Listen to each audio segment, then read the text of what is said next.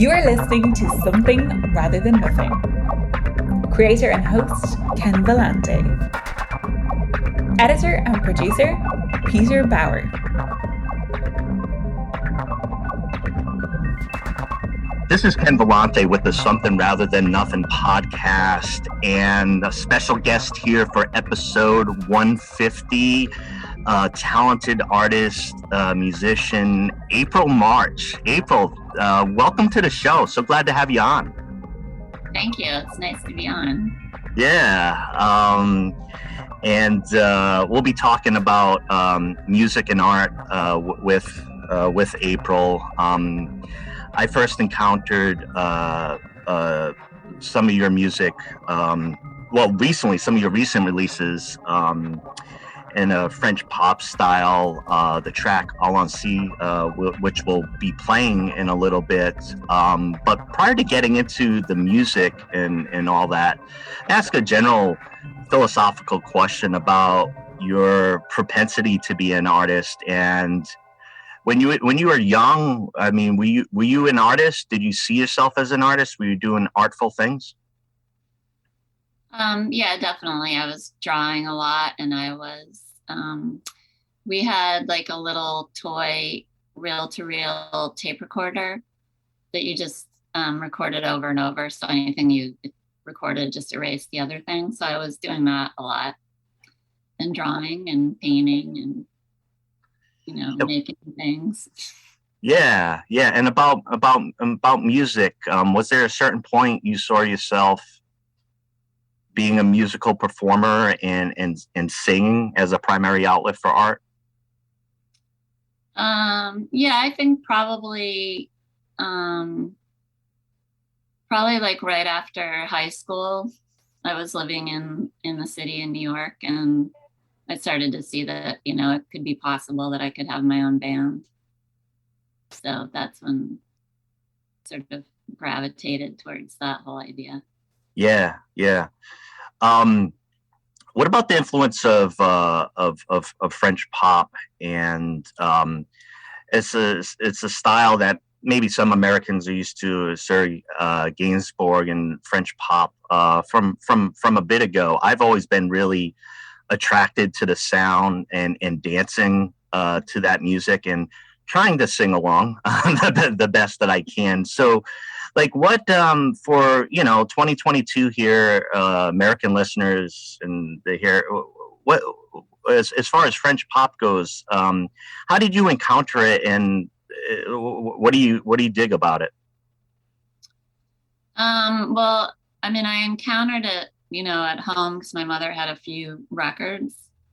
But after that, again, when I moved to the city, like after high school, I was working briefly at a record store, and my friend that also worked there had, she had the first Sylvie Vartan album that I guess her father had brought back from a business trip. So that's when I started to just look for French records beyond, the things that my mother had, and it was impossible to get them. So I would hitch rides up to Montreal when my friends were playing up there and buy them up there. And I think what I liked about it, I mean, the very first Sylvie Vartan album is actually produced by Mickey Baker, who was Ike Turner's guitar player. So there is an American sound to a little bit, it's one of her more sort of rock and roll records. But I think what drew me in the most was it was just a completely different style and sound, which, as I spoke to people, and I did actually end up speaking to Mickey Baker about it, just the fact that, in France, the musical tradition doesn't go back to, blues and country. It just doesn't. They have a whole different, they're much more apt to be going back to classical or jazz as their roots. And then there are things like they didn't really have vocal groups, like they didn't have doo-wop groups or girl groups. like the whole idea of that type of group just didn't exist. So their pop music is just coming from a different set of ingredients, and then it's hugely influenced obviously by the UK and the US, but the sort of bedrock is not going to be blues or country, which is more what we have. Everything kind of stems from that because that's American music. Yeah. So I think that's what I liked. It was just a completely different feeling. And then, it's very Latin. It's very totally different sensibilities. Yeah. One of the things I'm very interested in about you as an artist is that obviously with the audio and music is one form of expression, but I know you've done illustration work as in the past, and I think I'm really interested at those who are extremely proficient, like yourself, at both the visual, the illustration and depiction, and also sound. Do you feel when you're entering into those different realms that your art practice is radically different, or is it just kind of a different way of expressing what you want to artistically? Yeah, I mean, I think it's just a different form of expression. I sort of started, my art career really is rooted in animation. I was an animator for many, many, many years. And, all the Warner Brothers animators and the Disney animators, like in the 30s and 40s and Fleischers, they were jazz musicians too. So, there's a similar thing with animation and music because you're dealing with rhythms and I don't know what it is, but so it didn't feel like any really kind of departure. Like all the studios that I worked in, people were often also musicians and like very proficient ones too. So yeah, it just sort of felt like it was kind of swimming in the same waters. And then, more recently, after I stopped doing animation, because I was trained to do like traditional 2D animation, with pencil and paper. And, I tried to train so that I could do computer animation. I just don't have the brain for it. So when I did switch over to illustration, I don't know if I had a book come out, a children's book in 2000, I guess it was 2018. And Jack White wrote the text. It was the text from one of his songs. Yeah, it's just, and that's a good example. He's very, he uses a lot of art and images to go with the music. I mean, in everything that he does. So I don't really see a big departure between music and 2D art, really. I mean, it's sort of like film. It's just, I don't know, they kind of just all go together. Yeah, that song and book, I think we're going to be friends. I remember when I first heard that song, it's strange to hear like a really sweet song, just like a really beautiful and sweet song. So when I found out you had illustrated that, I was just naturally attracted to the story that's behind that, and I think it's a beautiful song, and so really love that. April, I have a big question for you before we get too deep into art that I ask all my artist guests is, what exactly is art? I don't know. I mean, I suppose it's just like another language, perhaps. I mean, there is some saying that art decorates space and music decorates time, or something like that. Mm. I might not be getting that right, but yeah, I mean, I just think it's another language or another form of expression. Yeah, yeah. About art itself. Do you think it has a specific role for humans? Is art supposed to be doing something for us that nothing else can? Yeah, I think so. I mean, there's a really great James Baldwin quote, which I'm just going to paraphrase it, but he says essentially, it's in the essay called the Artist's Struggle for Integrity, which I think was like maybe like I don't remember why it was, some speech that he gave. It might have been even to like a graduating class or something, but he was explaining that, the role of the artist the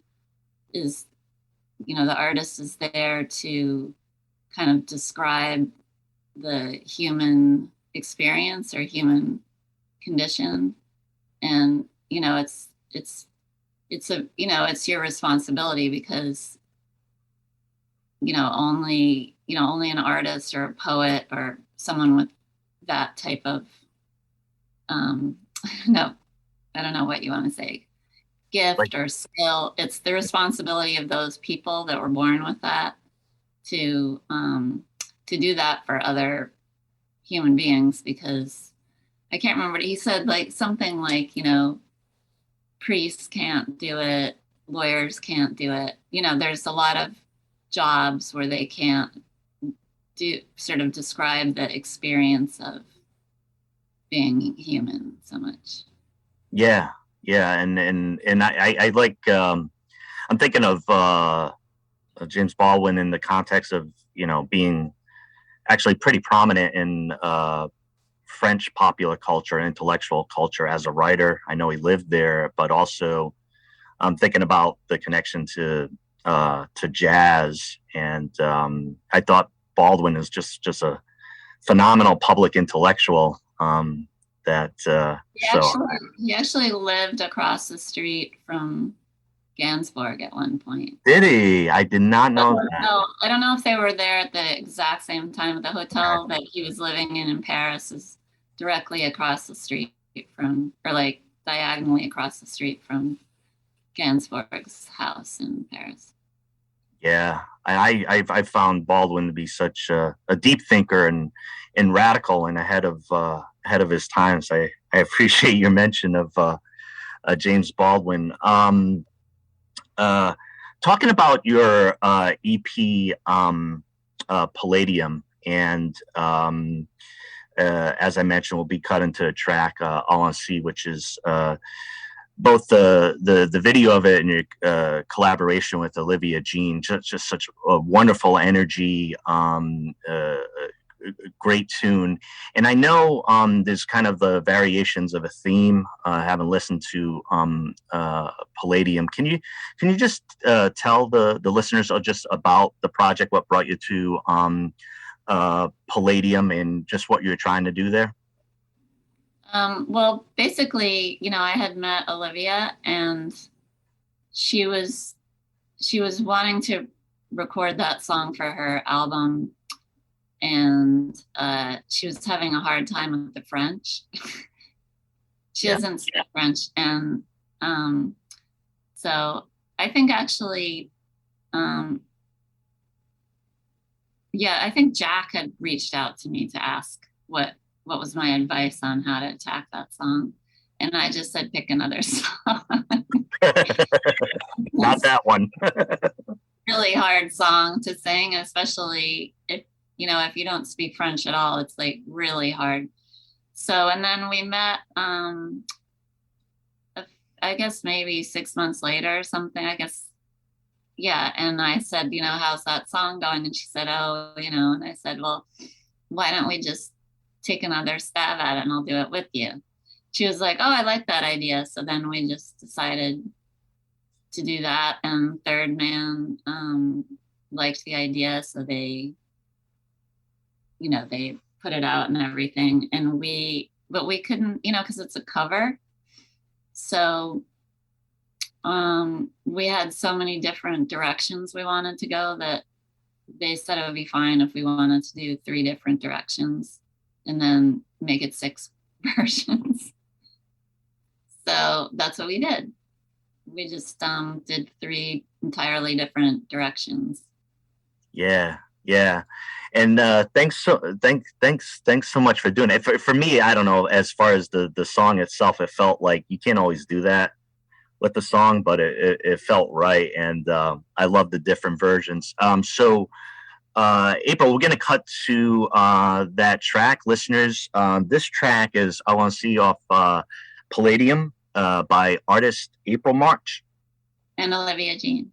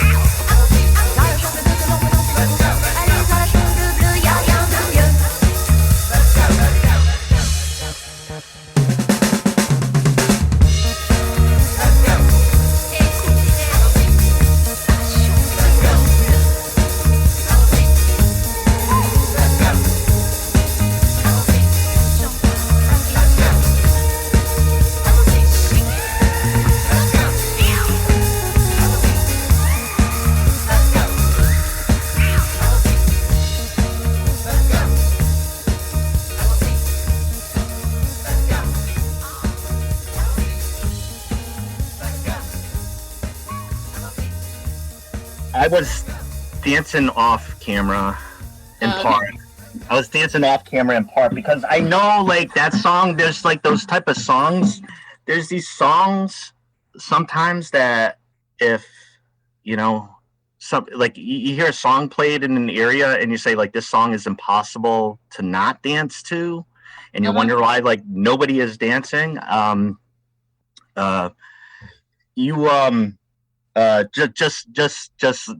Just love that track. Love that EP. What I wanted to ask April is, and this is kind of like a question about influences or like how you become the person you are. But the question is, who or what made you who you are, April? What do you mean? What made you who you are? Like, is it like influences as an artist or as a person? I mean, sometimes people say, I saw this painting at the Louvre one time, and they got into that Okay. painter, or like who or what made you like what you became, your influences?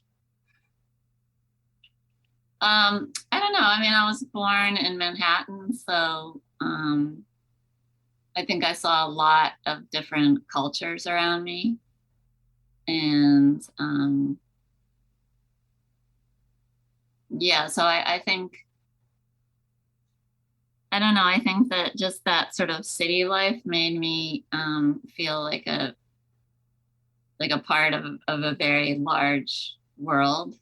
And then I spent a lot of time also in the country, like in the woods and, you know, by the ocean and stuff like that. So yeah, I think I don't know, just the largeness of what was around me is kind of what formed me. I don't know. And just a lot of curiosity. And then, you know, my household was very intellectual. My mother was an art historian. My dad was a editor at Oxford and then Yale University Press after that. So I grew up with a lot of books and records and, you know, that kind of thing. So yeah, you're around it. You were around it growing up. 2022 here, and just talking a little bit more about music. Have you listened to something recently that like folks like really need to listen to this music now? Is there anything you've run into recently that you're like, damn, this is? I know Olivia Jean's stuff is absolutely fantastic, but yeah, like she's great. But like, what do people need to be listening now? Like, what's caught your ear? I like Fishbach a lot. I like her new album. And let's see, I just this morning I heard Alton Ellis, who I hadn't heard. That was kind of a little bit mind blowing for me. I don't know. I just I'm having like a brain freeze. You know what's interesting? No, like seriously, on that question here, I ask it once in a while, and I think I suffer from the same thing, right? If I'd like you listen to like 20 different things, but if you asked at a particular moment, it'd be like, it's all in the soup. It's all in the soup of what I listened to recently. Yeah, I just can't. I mean, I think like that new album that I've been playing a lot is Fishbach's new album. But then, you know, then I went back to her first album, which I love. But, you know, yeah, I mean, that's the most recent thing that I got. Yeah. One of the things I like to ask guests is just as far as your connection to other arts. I know I had asked a question about, you know, video and audio as you saw them, you know, just kind of different manifestations of your thinking. One of the things that I've seen come about, or that's come about in discussion about the role of art now, and I think it's in that James Baldwin quote, and it has to do with like that the artist does have a different role, potentially have a different role of being able to communicate certain things that maybe other groups, like you said, maybe priests can't or others can't. But do you think that the role of the artist now, just in the face of, you know, things that are going on with the world, where we're talking about, you know, the pandemic or you know, social inequities, climate change, do you think that the role of the artist still remains the same in this day and age, or is there something different about being an artist now? mean, I don't think so. I mean, I think basically what everybody's been born with, whatever their God-given talents, they just should be concentrating on that. Yeah. Because, I mean, there's been hard times all through the ages, and everybody's roles are important. So whatever you were put on the earth to do, you should be doing it. Be doing it.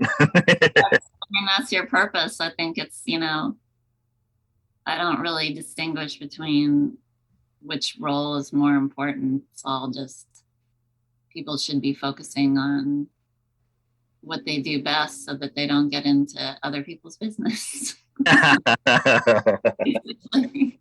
Should allow a pause there for 5 to 10 seconds.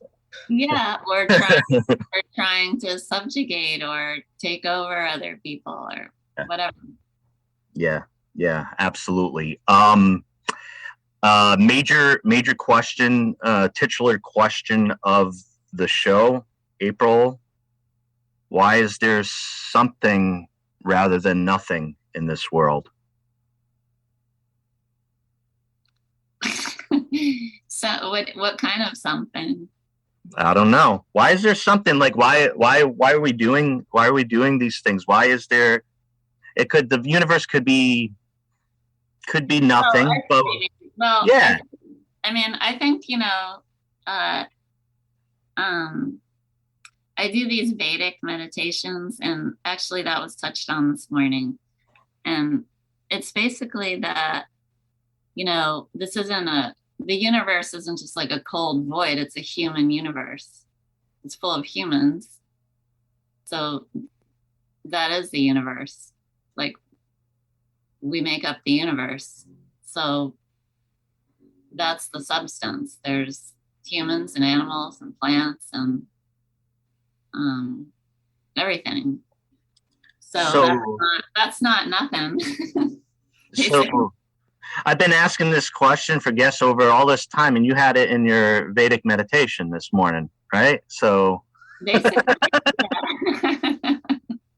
little did I know. April, March, where do people go to find you, to find your music, to find your art? How to lead the listeners to encountering April, March?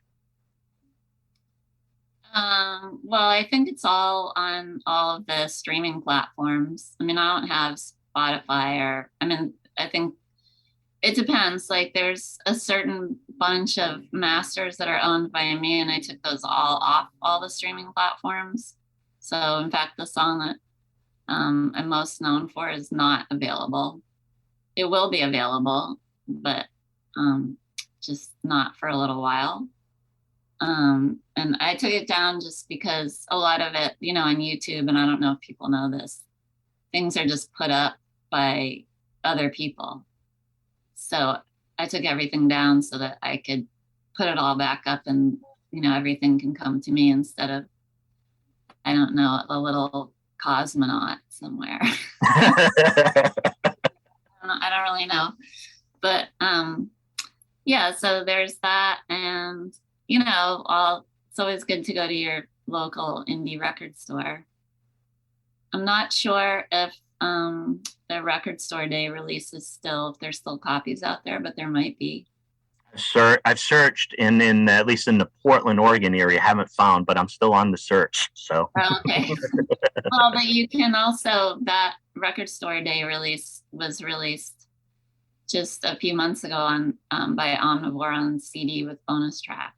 So that's very easy to find. You can find that wherever. Awesome. I did find a Francois Hardy album. Nice French one. Yeah, and just like groovy background. I will look for that. Yeah, and thanks so much for your music in art. Everybody should check out April March's music. Like I said, I love the video, your collaboration with Olivia Jean very vibrant, very dance worthy, a style of music I love, and it's just very uplifting and super poppy without apology, like just feeling it. I just adore it. April, thanks so much for coming on to the Something Rather Than Nothing podcast. It's been a great pleasure to meet you and to talk with you and to hear some of your music. We'll be going out with the track Open Your Window, Romeo, and that's off in Cinerama, your album. Anything you wanted to say about the groovy track Open Your Window, Romeo? I'm drawing a blank. Oh, just that, that's from the album called Incinerama that just came out on Omnivore Records, and that was released last year as a Record Store Day release. But that's a really special album, and that song I wrote with a French composer, recording artist named Mehdi Zaned, and he's incredible. And there's Tony Allen playing drums on that track, who is Fella's band leader and drummer, and invented Afrobeat. So that's cool. Yeah. And it was inspired by a musician that I love named Julius Lester. So, and I remember when we were recording it, Tony Allen really, I was singing scratch vocals while they were doing the backing track. And Tony Allen was very struck by the lyrics. He said, "I've never heard that before." It's very unusual. So, yeah. Thanks again, April March. Please keep making art. Thoroughly enjoy it, and really appreciate your time and taking some time to chat with us. Really appreciate you. My pleasure. Bye now. Okay, thank you so much.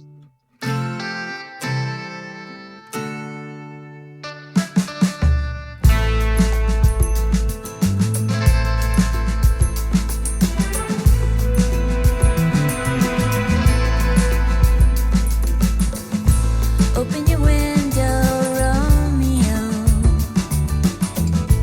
Open your window, Romeo.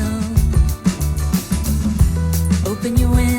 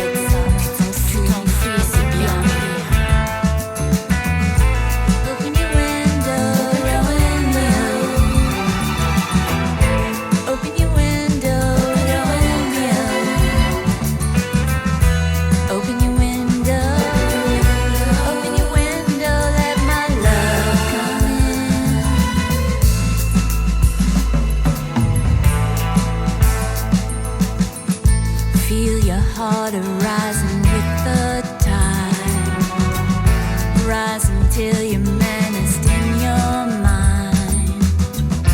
Keep an eye on the sky. Won't be water but the fire next time.